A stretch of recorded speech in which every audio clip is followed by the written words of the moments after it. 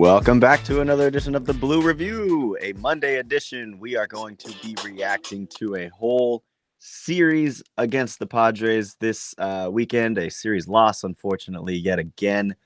So there's a lot to get into, but of course, I want to remind everyone that here at the Blue Review, actually, first, let's introduce ourselves. I'm Parker Bell. If you're a first-time listener, hello. You can see our names down below. We got Corporate Greg up top, Marcus Grant as well. And we all know that I can never get these right. Gosh, Mirrors, Parker. Gosh, this is going to be the longest running bit ever. Like if I want to point to Marcus, I point that way. Although it's this way if I was looking at him. Let's see. Hey, I got it right. Hey, look at that. Well done. I had to stop and think about it for a second. Yeah. But yes, we are the Blue Review. We bring you Dodgers talk every morning from 9:30 to 9:55. So thank you for tuning in. And again, of course, here at the Blue Review, we're presented by LAX and our friends at Los Angeles International Airport. There's changes arriving daily there. They got traffic being reduced. They're saving guest time and just transforming that travel experience. So if you want to learn more, you can find out at flylax.com/transforminglax. So guys, let's get right into this. Another series loss to the Padres, the hated Padres. Let's start with Friday. Walk-off fashion. Crazy win by the newcomer, Luis Arias. Marcus, I'll send it over to you. I mean, overall, what was just your reactions to that game? It was a really well pitching duel, and it just ended in the, unfortunate fashion.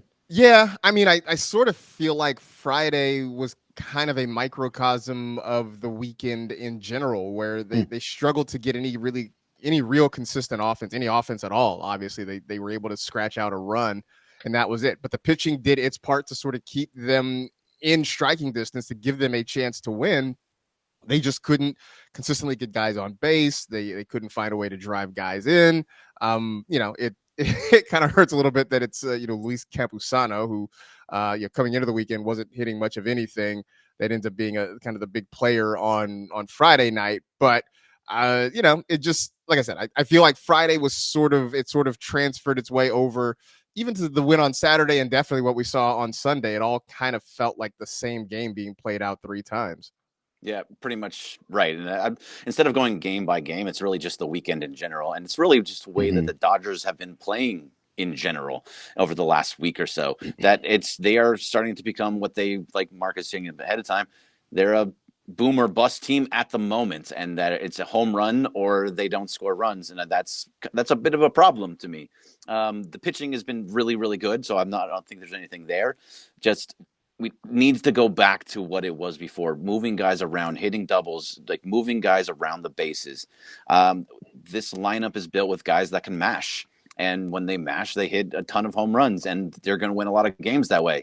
But when you do things like hit little singles, doubles, and just kind of moving guys around, being able to try and steal some bases, which they have been good at this year, that's when they're going to be successful. And I just don't want to go back to that level of boom or bust that they had over the last few years, Marcus. Yeah, no, they fall into this trap where they become the three true outcome team, where it's kind of like homer, walk, strikeout. That's sort of what it is. I know that, the focus this weekend was sort of on the fact that Mookie Betts is in a little bit of a prolonged slump right now, but I think at least for this weekend, it's sort of spread across the entire team. Mookie isn't hitting. Shohei ended up leaving the game early on Saturday with some back tightness, which hopefully is not anything serious. Freddie had a couple of hits. He was sort of he and Teo were the offense on Saturday. But beyond that, I mean, it was hard to find anywhere in the lineup that was consistently getting on base, moving runners along. Maybe this is just maybe the Padres this year just have figured something out, right? Because what are they now? 5-3, I think, against the Dodgers so far this season.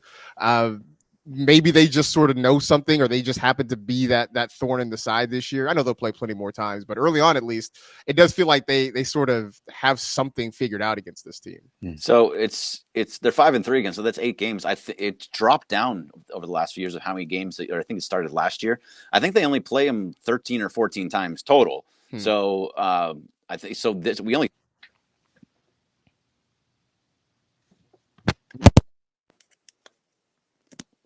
I think, did we lose his audio?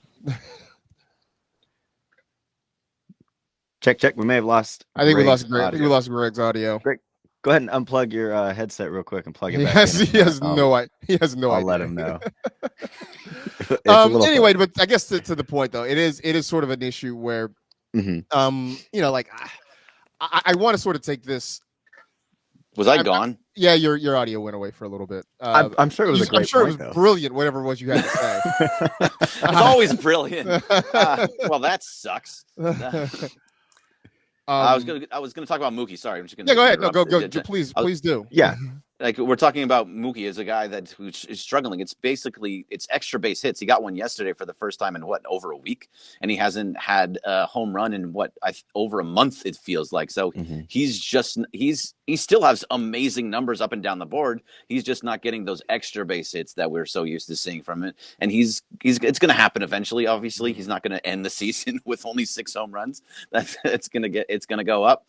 But when he hits them, he's going to hit them in bunches. Yeah, and just so people have a reference, you're looking at the last 7 games. Mookie's 6 for 26. That's a 231 average, and like you said, Marcus, earlier, it's like the 3 outcome. It's either a walk, strikeout, or you're getting a homer. And at this point, he's just consistently hitting it to defenders. And 3 walks, it's not bad, but still the OBP is like below what we would expect out of Mookie. So right now, it is tough, like you said, Greg, and we're looking forward to hopefully this Dodgers team. I think, like you said, Marcus, starting to manufacture some runs and start getting out of that home or bust issue. And I think it was, it's a lot more noticeable that Mookie's not hitting when the guys behind him are also not hitting. I think it's you could sort of cover that up when they were hot, and Mookie kind of started this slump a little bit. It didn't matter because up and down the lineup, I mean, you had Pages hitting, you had Kike, driving in runs, you had Gavin Lux starting to swing the bat.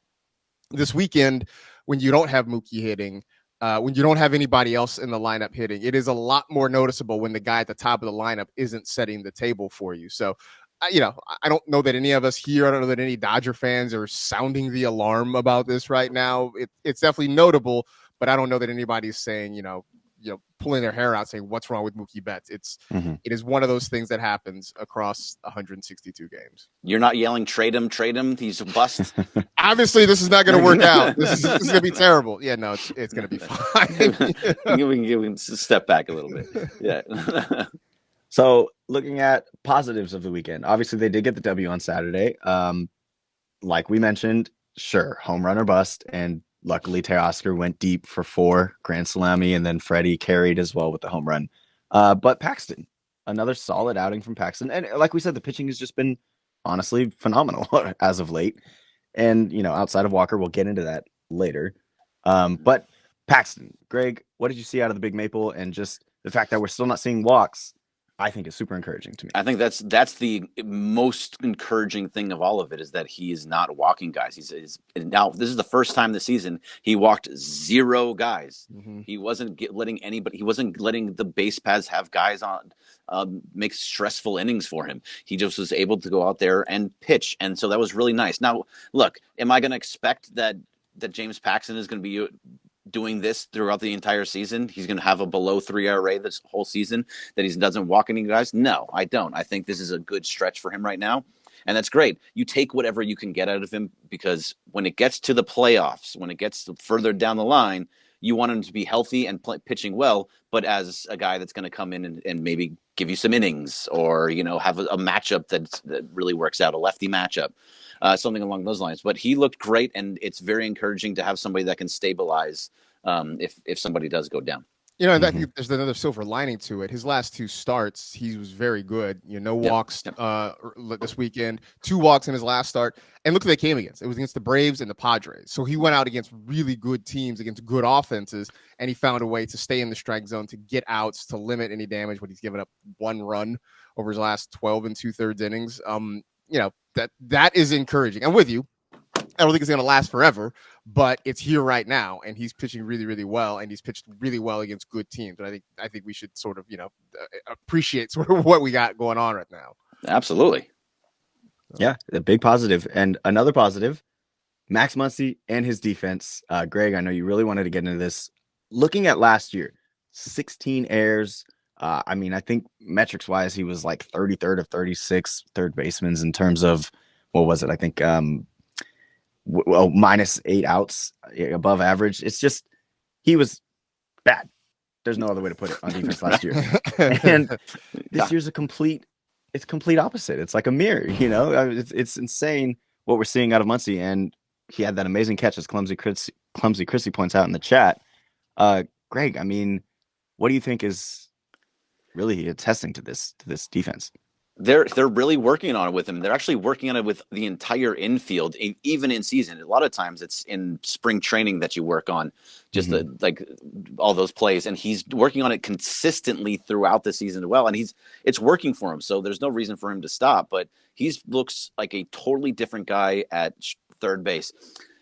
Remember, Marcus, it was the left side of the infield was the biggest problem that this team had coming into the season. It was Gavin Lux and Max Muncy, two guys that are not good defensively on the left side, and Muncy has been fantastic. So it's really nice to see out of him, and I really hope that it continues, because he's changed who he is. 100%.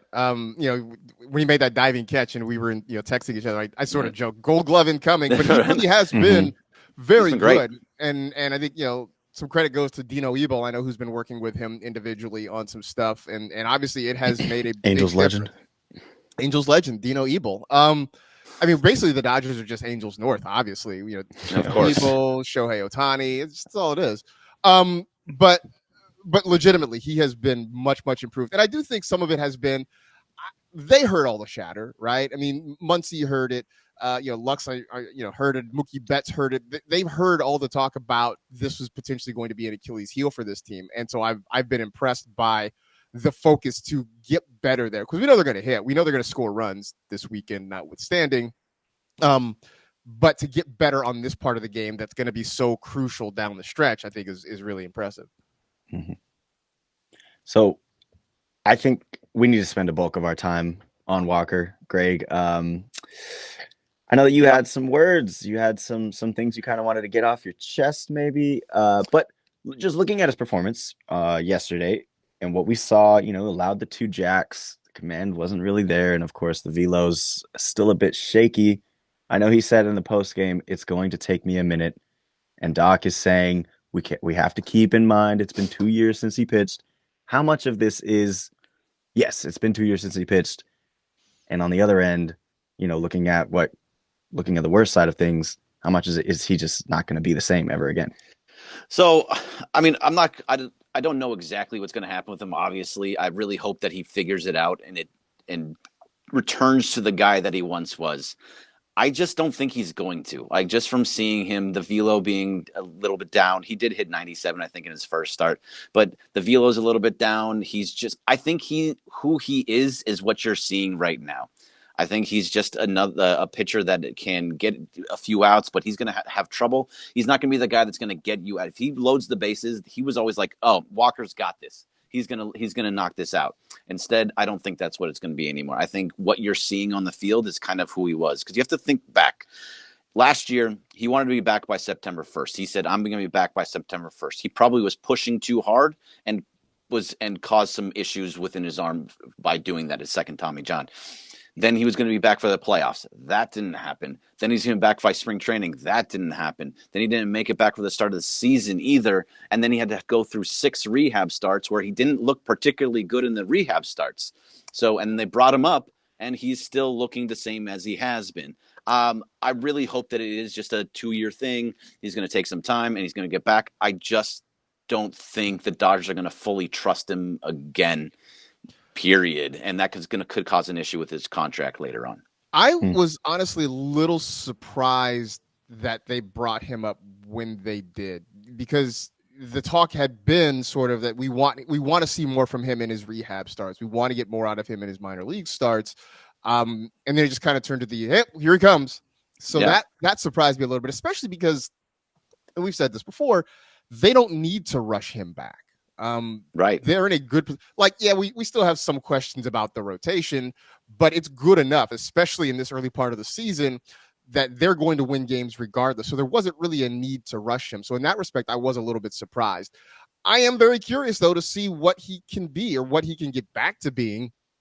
I don't know. I'm sort of with you that he's never going to be the Walker Buehler we saw before, right? He's not going to be that guy anymore. So now it becomes, can he adjust his game? Can he change the way he pitches to sort of survive and thrive again? Because look, over the history of Major League Baseball, we have seen guys that come up with a blazing fastball who can be flamethrowers, who suffer injuries and find ways to sort of readjust and retool their game and have long-term success. And so I think that might be the part where he's at right now is, does this mean you are not, you're not the fireballer anymore? Do you have to sort of live more with off-speed stuff, changing speed, sort of changing eye levels? And these are the things that I think they're going to have to work on with him. Some of it is about what the pitching staff, what Mark Pryor and stuff sees in him. If some of it's going to just be about Walker Buehler himself sort of realizing that I can't be the guy that I was before, and that if I'm going to survive in this league and with this team, then I'm going to have to change my approach. And that those things I think are still sort of unknown. Yeah, I think it's very much unknown, and you're 100% right. And don't get me wrong, I want him to be the guy that he was before. I want him to be a serviceable pitcher and be an important piece of this lineup. He does need more time. This is just what I'm seeing through the first couple starts. It's not he's going to need a bunch more, of course. But from what it seems like, just looking through all of it, I just don't know if we're ever going to he's ever going to get back to that. Now, if he can do what you're saying, Marcus, where he becomes a pitcher and not just a power pitcher and locating, like changing eye levels, all the things you're talking about, that's great. Whether it's going to be up to him to be able to do that. And that seems like it's a thing that I don't know if Walker has the patience for it. Going back again to last year, it probably was on Walker.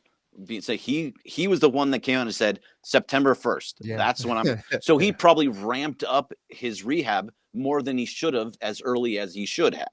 Dave Robertson then said, "We're that's September 1st. Like let's hold it back a little bit. We're going to try and slow him down because that's too much for him to go through." And so how he works and how his mind works, he wants to get back to that spot. If he can slow himself down and just be a pitcher, then great. But if he stays and continues to be the flamethrower that he wants to be, I think this is the guy that you're seeing. Question: What would you think about maybe moving him to the bullpen, at least in the short term? Being a long reliever like a Ryan Yarbrough? Yeah, somebody like that. At least until he sort of figures himself out again. I wonder if that's maybe an answer for him. Could be interesting. I mean, mindsets. That's a lot of mindset. And do you think that he would take that kindly? As he was the ace of this pitching staff just a couple of years ago. And if you said to him, let's move you into the bullpen as a right-handed long reliever, how do you think he would take it? Like, honestly, I don't know. I don't know. I really truly don't know the answer to that. But I mean, it would speak to, okay, is he, how does he feel about trying to help this team win and sort of getting himself back on track? Because I think he can sort of do both of those things from the bullpen. I mean, I think to your point about him saying September 1st, I feel like that was him trying to help this team win. I'm sure he looked at the pitching staff and he understood the way the rest of us did. Yeah, he understood the way the rest of us did, that they were going to need more arms. And so I feel like that had a lot to do with him, setting that September 1st return date and trying to push for that, because I think he really was trying to help. So if that really is the attitude, then maybe it is a thing where he looks at going to the bullpen. And this doesn't have to be a forever thing. This is just a thing until you sort of get yourself back right again. And then, we can have the conversation about, slotting back into the rotation and where you might go. Yeah.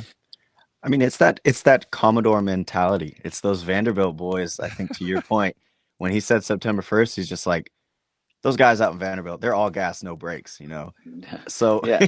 I do like your idea, Marcus, but I think the most likely scenario is that the next 6 to 8 starts, we're just going to be seeing Walker Yarbrough instead of Walker Buehler, and just a few bad 3 or 4 innings here or there, maybe a few good outings, but, it's the Dodgers and Walker Buehler.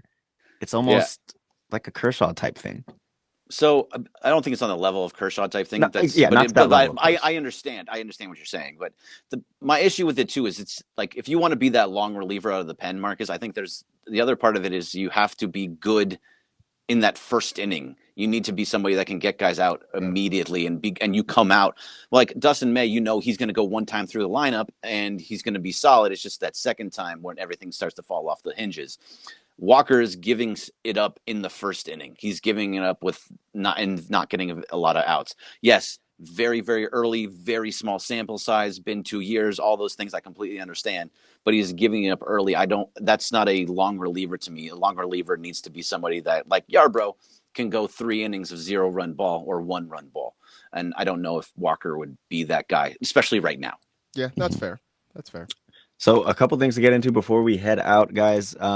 We didn't mention this, but amidst all the, series loss and maybe some of the negatives, the Dodgers still one of the best teams and easily heavily favored in the NL West. 19 consecutive games, consecutive starts, allowing 4 runs or fewer. Franchise record, I think, was at 18. So we haven't seen this since, I think, the 2017 Cavs, the Guardians. And just to all of our points today, the pitching staff, phenomenal. But the defense, I saw Buster Olney, I think it was earlier today, tweet that the best team defensive run save, Dodgers at 33. Yeah. The Royals are the next closest, who are having a surprisingly good year. But guys, just real quick before we kind of get into maybe this little Giants series real quick, what are we seeing out of just the defense and the pitching that led to this 19 consecutive starts?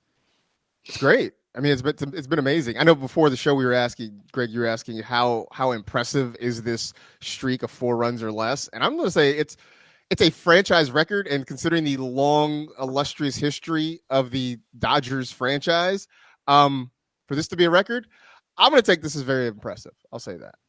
Yeah, no, it is. It was a question of just like, what do you think? Is it impressive or not?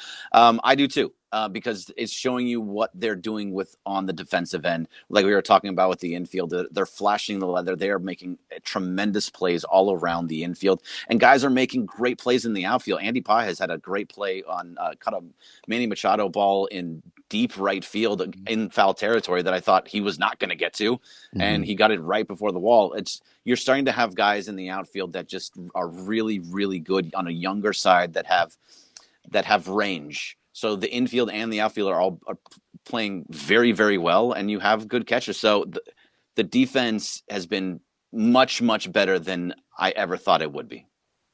Yeah, it's been great, and shout out to the Dodgers for doing their thing. We'll end with this question from the chat with Chrissy. Going from the Padres to the Giants, it's obviously on everybody's mind. She asks us, question for the guys, since we're playing the Giants today, are they still our rivals? Is it still bleep Giants?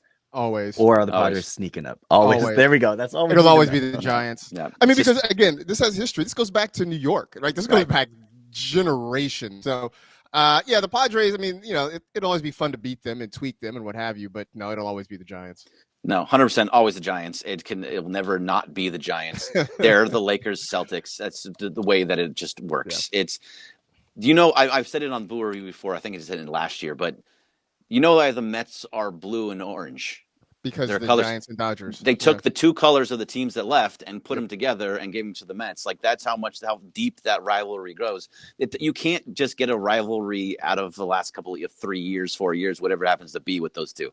No, there is a respect amongst each other. They will try hard against each other. It's an in-season or it's a division rival and all that. Just like the Diamondbacks last year kind of were the rival because they were the better team. No, it's always the Giants, never not the Giants. Period. End of story. There you have it. The Blue Review stamp is on. Yamamoto on the mound tonight. So if anybody's going to keep this streak going, knock on wood, of course, it'll be Yamamoto with the way he's been playing. So Dodgers, Giants later today. We will react tomorrow. We'll react tomorrow at 9:30 to 9:55. I think the game's almost at 7. Yeah, 6:45 p.m. game. We'll react tomorrow 9:30 to 9:55. We've been the Blue Review. We got Marcus Grant up here and Greg over here. You got it. Well done, Parker. Great job. See you guys tomorrow, and let's get this outro rolling.